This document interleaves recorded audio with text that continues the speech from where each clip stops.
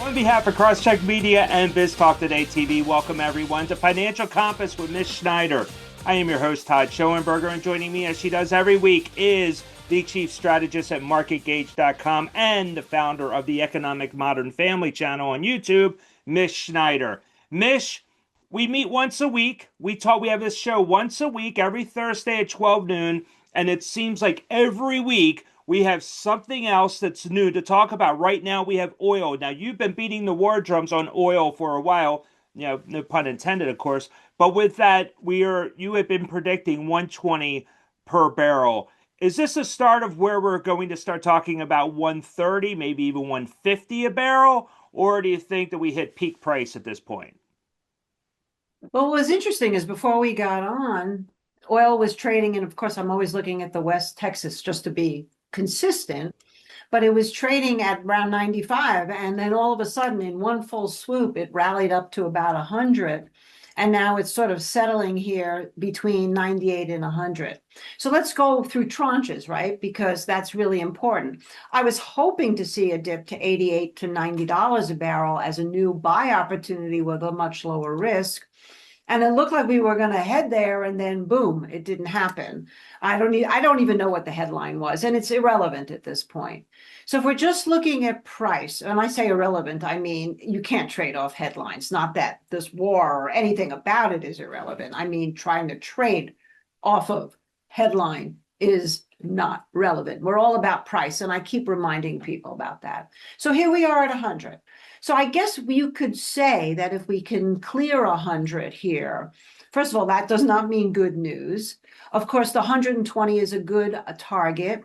What would make it go higher than that? I really shudder to think about that, quite honestly, because we really are at this point, all of us are hoping that we get this situation under control. And what we're not having right now is any indication that the situation is under control. Because it's not just about oil, right, Todd? This is what we've been talking about over and over.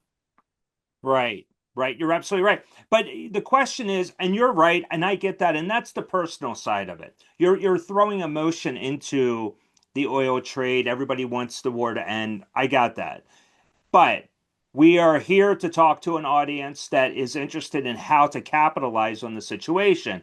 Whether that's awful or not is not that's not our decision to make. Our decision is to give the information to the audience, and it's up to them whether they want to take advantage of the rise in oil. But when you look at individual equities of the big three companies, you have stocks like Exxon, even a Chevron, they're up 30% year to date. Truly remarkable trading. So as an oil trader, though, and you are a specialist in this area, do you believe that now are we hitting that peak, or do you think we still have room to grow from here on out?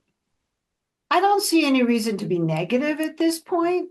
I think the biggest question, of course, is like I said, I'm always assuming that people that are coming in to listen to our broadcast are either already long, in which case they kind of want to know where should I start looking at some profit taking, or where should I add to the position, or they're not long and they're saying, wow, where should I actually get in at this point if I'm late to the party?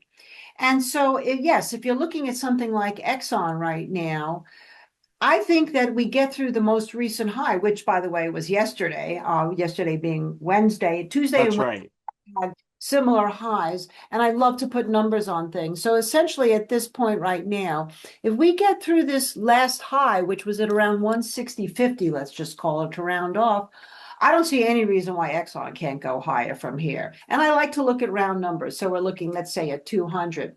And the good news is you kind of know right away if you're wrong, because it shouldn't, if that happens, get back down under 157. Keep it tight. This is a great active investor market right now.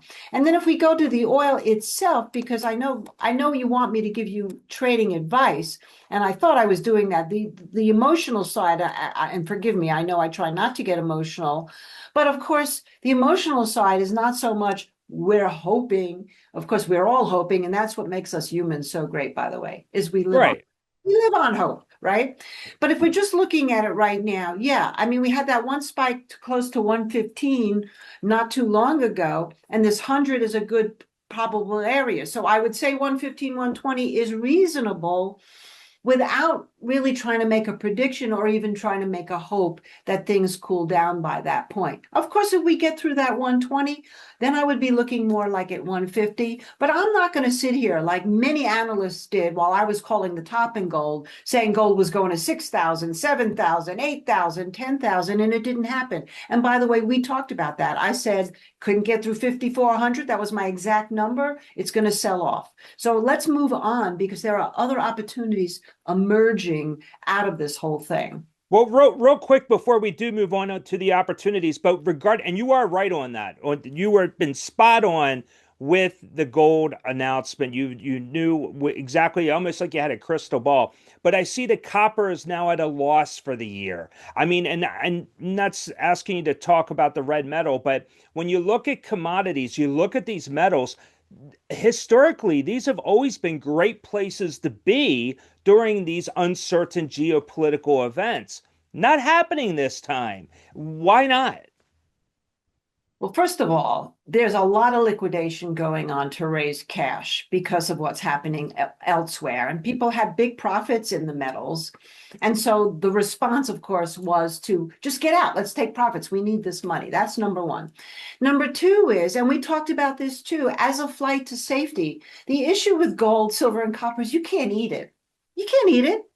So right now, what's happening with the talk about fertilizer and shortage, we're starting to see a lot of the food commodities rise. And we talked about DBA. My God, we told people exactly where to get into DBA.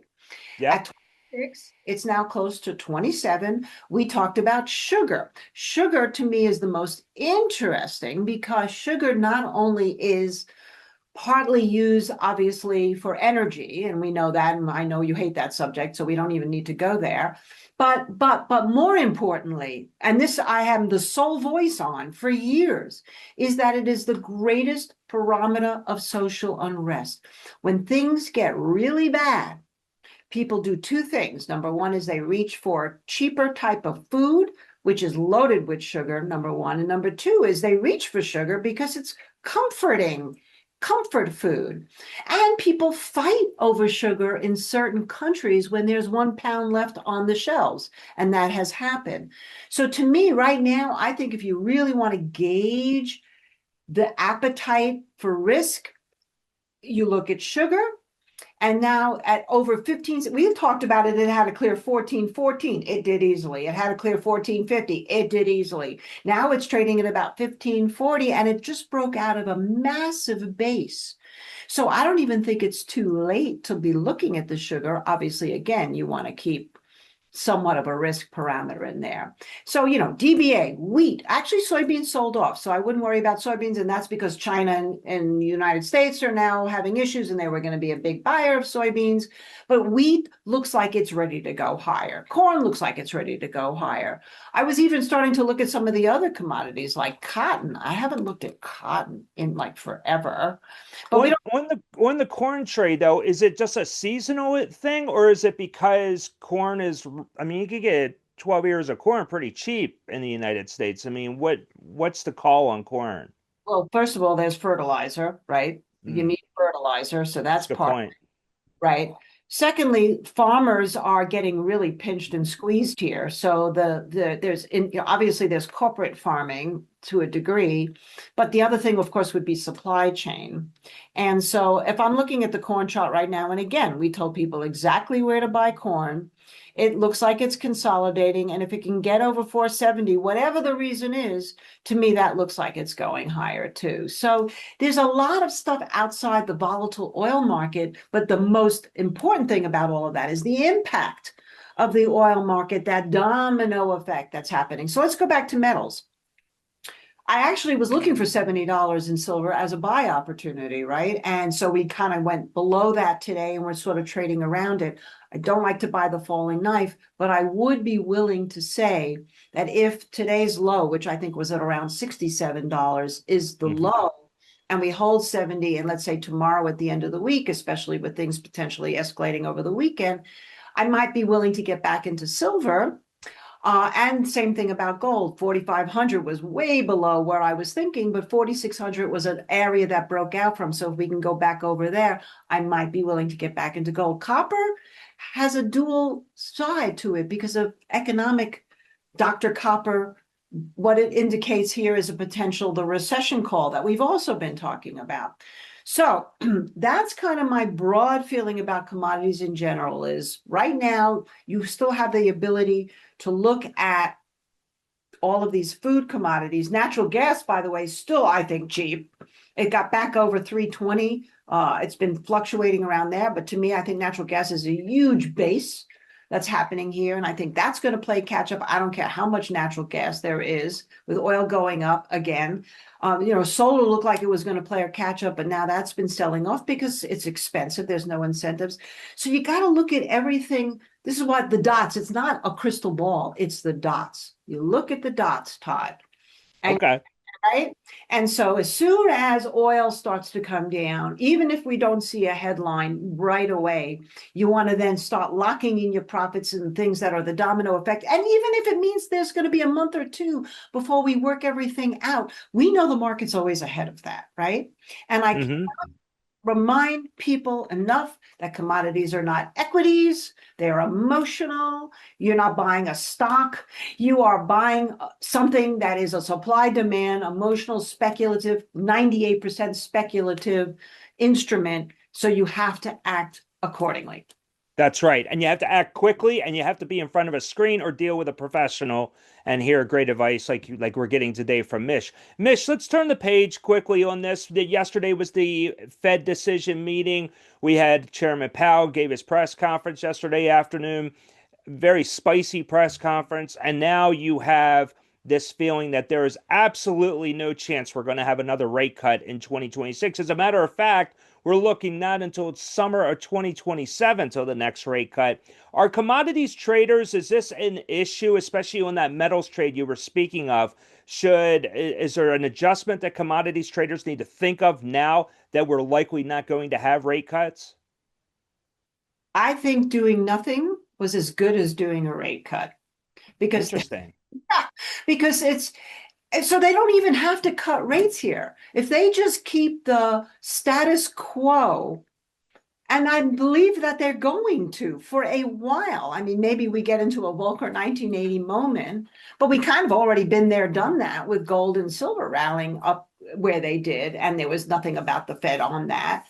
And I'm sure they're looking at this as somewhat of a temporary situation with the war. I don't think that they think that it's going to expand. So what are they looking at? The labor market. They're looking at the housing market.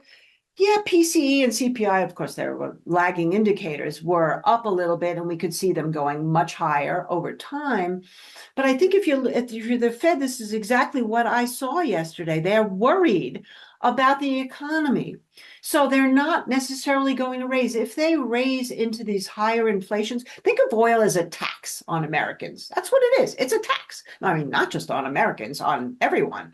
It's a tax. And so if the taxes are going up, essentially, and we have interest rates now at a point where housing market's going down, and now businesses won't be able to borrow. And of course, our debt, let's talk about that at 39 trillion. Paying back that debt at high interest rates is also really bad. And what are they going to do? Just say the hell with the debt? Mhm. I actually think that doing nothing was their way of saying, we're not going to lower, we're not going to raise. We are just going to sit there like, deer in a headlight, basically, is what they look like right now, and see what unfolds. That to me is bullish for bonds Oh, and yeah. possibly bullish for gold and silver again. This is why I'm saying I think this could be a really good buy opportunity down here. I'm just being a little bit more patient. There's no need to rush in because if this is going to go back up, we got a lot of room to the upside. You are right. The PPI number that came out yesterday before the Fed decision showed us that we had wholesale inflation at 4% year over year. So the highest it's been in a year. And that did not take into account higher oil, which we will start seeing in the next couple of numbers. I'm kind of I guess I don't want to call it the secret society of Wall Street, but there is this belief though that just by saying, oh, it's a one off event, as Chairman Powell likes to point out, it kind of diminishes the fact that this war has been going on for a couple weeks, 3 weeks now, and we thought it was going to end in what, 48, 72 hours. So here, this continues to prolong and it's causing more and more problems. So you have to wonder about supply chain shocks, oil shocks, obviously, LNG, a lot of variables out there right now that are not going to quickly turn to the positive. So this could continue on for some time. Let's get back real quick though. I want to get your thought on the oil side. Is there a specific signal? Is there something specific that you will focus on that will give you the belief that yes, oil will start going down again? Well, this is a critical area right here with $100. If we get through the weekend and nothing horrible more happens, and then, of course, the headlines are just fast and furious, so you don't know. I mean, the latest one that I saw, I try not to read them too much, but the latest one I saw was that we're just going to take over Carg Island, right? That's not going to go over well by any means. No, not at all. I'd say if we can't get through 100 and we open up Monday and we're not through 100 and we start to see a breakdown around 95, I might take that as an early sign to at least lock in profit and maybe not be so much of a buyer. But I want to finish my bonds talk, because what we talked about with bonds was the flight to safety. And when I was interviewed by Kitco March 4th, I look back at the date. So today's what, the 19th. Yes. So two and a half weeks ago, before all of this went down, by the way, what was happening here was that I was already talking about bonds as a safety play, potentially because gold and silver didn't look so safe at these levels. At that point, silver was at, $80, $90 an ounce, and gold was at close to 5,200, and bonds were holding. Well, now we had the Fed decision. So what's happening with bonds today? We're actually seeing the yields come down, not because so much we're expecting the Fed to lower, but we're expecting them not to do anything. But more importantly, if we're expecting a recession, they could be, after 4 years of out of favor, the new flight to safety. So I want people to keep an eye on that. If you look at the TLT, it's trading at around 87.30, I think last I looked, and 88 area is where you have the 50 and the 200-day moving average. If we can get back through there, and especially if we close this month, March, over 90, remember that 23-month, the 2-year business cycle goes from contraction to start of expansion. That's bullish for bonds, not so good for everything else. Mish, if you had to put on one trade today based on everything that is happening, what is it? What a great question. I might look at sugar, right? You can do it through cane. I might look at wheat, because I think that's also an interesting consolidation. And I also would look at bonds. I would look at those TLTs. Maybe I wouldn't, I mean, if you got in now, let's put it this way. Let's just say, oh, Mish, I don't want to wait for 88. I want to get in right now. I like what she says. I'm going to just jump in, because people do that. They don't necessarily listen to my levels. They just go, oh, Mish is bullish bonds. So you have a great stop, right? Let's say you got in now. The bonds have basically stopped at 86.50, looking at the TLT chart, several times. That gives you a really good floor. So we actually personally have our stop at 86.43. Breaks down under 86.50, I'm gone. We'll look at it again. So that's your wall, 86, or I should say your floor, 86.50, and then your ceiling to clear is 88. So that's, if you wanted to not wait, that would be how I would look at it. Okay. Do you think that we are on the verge of a commodities breakout, or is this the geopolitical peak? I keep using the word peak because nobody else is using it. So I'm trying to find a finality, where we're at that. We're at the top, we're at the summit. Let's get this thing finished up here. So what do you think? I use three indicators I call my trifecta of inflation. Gold silver ratio, right? So right now we saw that ratio go back up, which I also mentioned several times, that if the ratio clears up back over 64, it favors gold, but not necessarily bullish for either metal. So I would want to see that ratio come back down. In other words, I'd want to see gold and silver like this was the bottom today and proving that to me. Number two of my trifecta is the dollar. Well, everybody so thinks the dollar is going to run. Basically, it really couldn't get through that 101. We've been in the range between 97 and 101. So now we're back down under 100. We break down under 97. That's the second trifecta of inflation. And now we've already seen the third one trigger, which is sugar. Because I think I'm telling you, sugar really measures inflation. I was on the floor in the commodities exchange when sugar exploded, gold exploded, silver exploded. And that's where I really formulated this whole trifecta because I could watch it unfold. So that's going to be my answer to the question. We're not in a hyperinflationary environment yet. Could we get there? Watch those three signs. Okay, I love it. Closing out the show, let's talk about the economic modern family. Give the audience an update. Well, let's just talk about where they are in the chart because that's also so interesting. I looked at the weekly chart. So granny retail, consumer, is broken down under the 50-week and is not looking very pretty right here. But sister semiconductors, our tech space, our whole chip technology, which we need in order to keep this economy in line, is well above the 50-week. So we're going to have a battle between sister semis and granny retail. And we have to see who wins. If sister semis can hold up here, or if SMH, the semiconductor space, Micron reported great, if we can hold up here, then I think that will bring confidence not only back to the market, but even to the retail sector. People will say, oh, okay, maybe it's, maybe things aren't so bad. And this was an overreaction. However, if we start to continue to see a meltdown in another member of my modern family, which is the regional banks because of private credit, which is sitting KRE right on the 50-week, if that breaks down and granny can't get a bid, sister semiconductors is going to have to come down. The bigger they are, the harder they fall. And that's how I'm looking at the modern family. I know you were mentioning the animation, but I think it's important for people to understand that these animations just don't come from the air. They're based on the relationships of the family. Now, I took a little bit of a pause on new content because we're getting some pitches out for our youth financial literacy. But we will be starting our avatar again and our animations in the coming weeks. So go back to the YouTube channel and check it out. Outstanding. And you are right. It's not a cartoon. It's very educational. And there's actually a methodology behind the characters themselves. So it's not just interesting. It makes you think. And obviously entertaining as well. So I know everybody loves it. Mish, this was fantastic. I know you have to get going here. You're very busy these days. Plus, it's the start of March Madness. I'm sure there's plenty of basketball you want to watch. So I appreciate you taking the time to reappear on your show today. Well, unfortunately, the Albuquerque, the New Mexico team, the University of New Mexico team, the Wolverine? No, that's the football. No, the Lobos. The Lobos, right. Yeah. I knew there was Wolf in there somewhere. Yeah, the Lobos. Are they in March Madness this year? Do you know?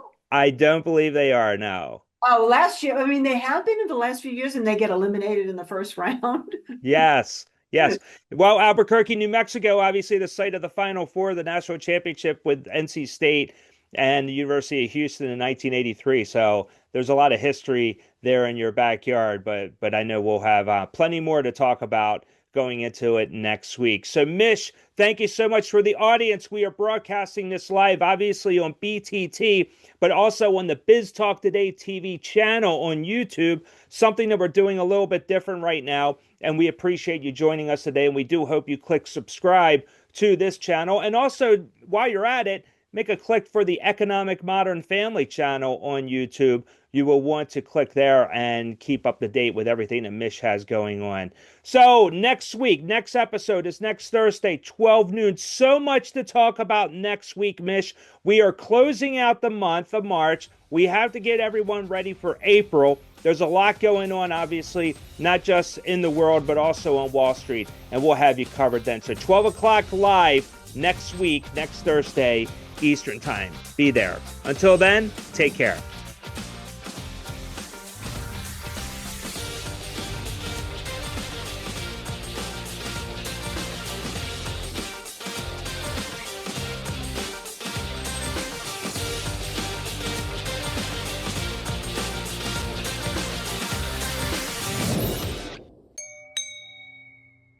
We're the economic modern family. Watch the flow. Market vibes tell you where the trends might go. We're the economic fam, guiding the scene. From the streets to the screens to your trading machine. Tap in, stay tuned. Feel the beat line, cause the market tells a story through the family line.